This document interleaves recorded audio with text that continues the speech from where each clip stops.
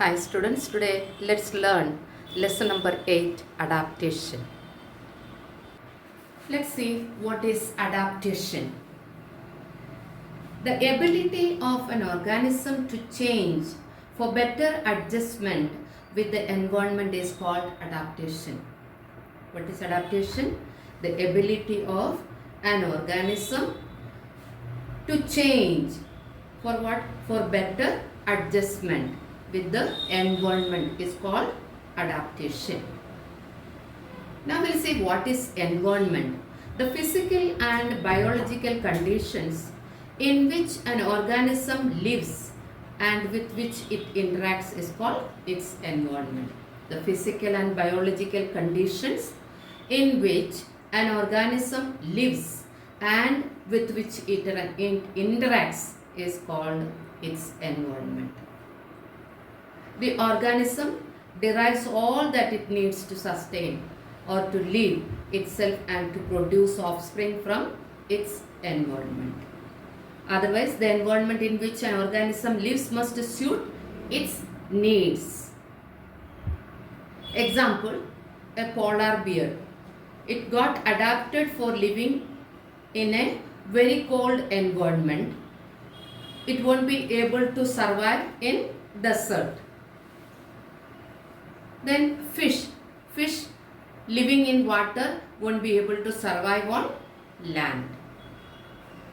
Environment, there are two types, natural and social. Natural again divided into two, that is biotic and abiotic. Otherwise, both biotic and abiotic components make up the natural environment. Now biotic components contain biotic, otherwise called living.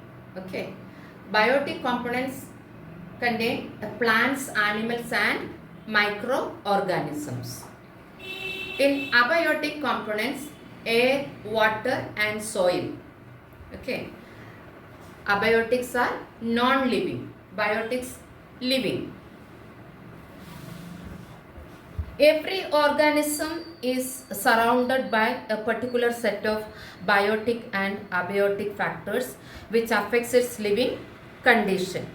Every organism is surrounded by a particular set of biotic and abiotic, otherwise living and non-living factors which affects its living condition. They will be able to survive when small fluctuations in the environment. These organisms will be able to survive in when small fluctuations in the environment, but not drastic changes in the environment. Did you understand? Biotic components are living components. Abiotics are non-living components. These biotic components consist of plants, animals and microorganisms. Then abiotic components consist of air, water, soil, light, etc. Every organism is surrounded by a particular set of biotic and abiotic factors which affects its living condition. These organisms will be able to survive when small fluctuations in the environment. They will be able to survive, but not drastic changes in the environment. Now we'll see the habitat. What is habitat? The place where an organism lives is known as the habitat. The place where an organism lives is known as its habitat. Habitat always have life in it. Habitat has always life in it. Whereas environment, we learned that environment is both biotic and abiotic components make up environment. Biotic and abiotic components together make up environment. So environment and habitat, there is slight difference. Habitat is part of environment. Okay, Biotic and abiotic components together make up environment. Habitat is the place where an organism lives is known as its habitat. That means it is part of the environment. And habitat has always life in it. Habitat has always life in it. Habitat constitutes a part of the total environment. It must offer to an organism's shelter, food and the right climatic conditions to survive, reproduce and flourish. Example, the habitat of a fish may be a lake, pond, river, sea or other aquatic systems. The habitats of cacti and camels are sandy, dry, hot deserts.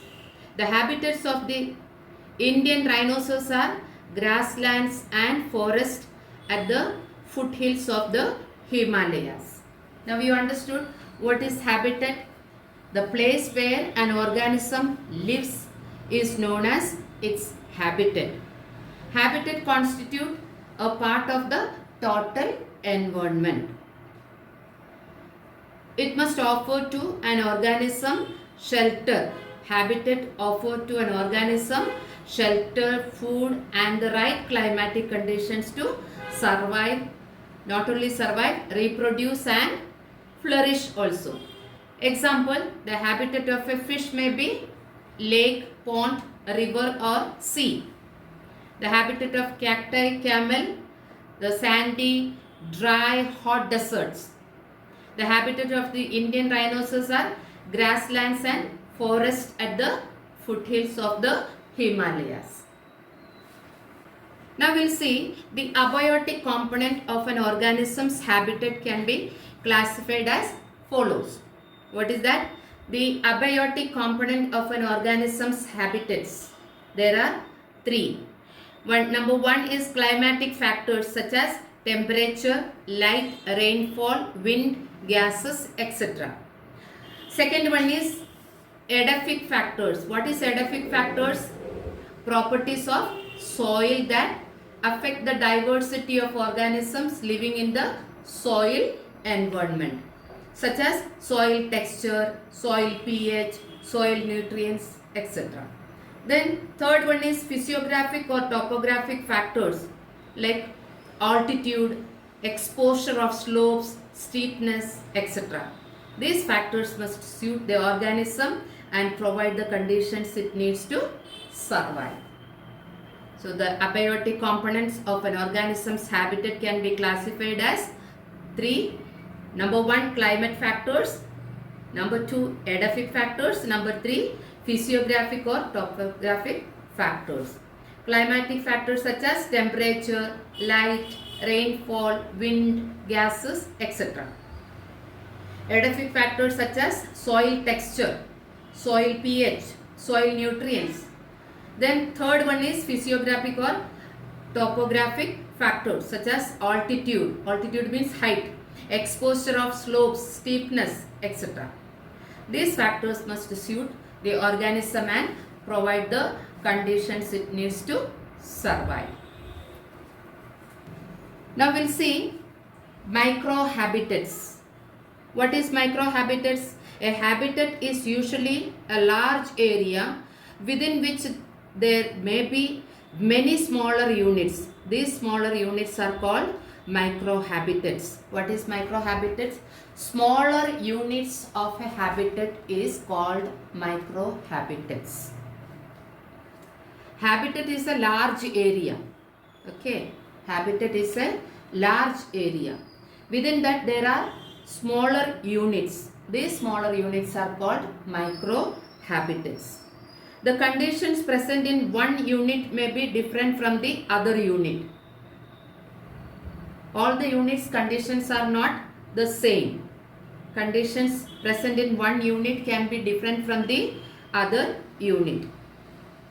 Plants and animals present at the bottom of the sea are quite different from the animals or plants present at the surface. Biotic and abiotic factors present in different regions of the sea are different. A microhabitat is a small specialized area where a particular species lives. It may be large as forest or as small as a plant. A tiger's microhabitat is a forest, while silkworms live only on the leaves of the mulberry. A tiger cannot live on the leaves of the mulberry, and a silkworm cannot live in the forest. Now, types of habitat. Habitats, there are 4 types. Number 1, terrestrial. Number 2, aquatic.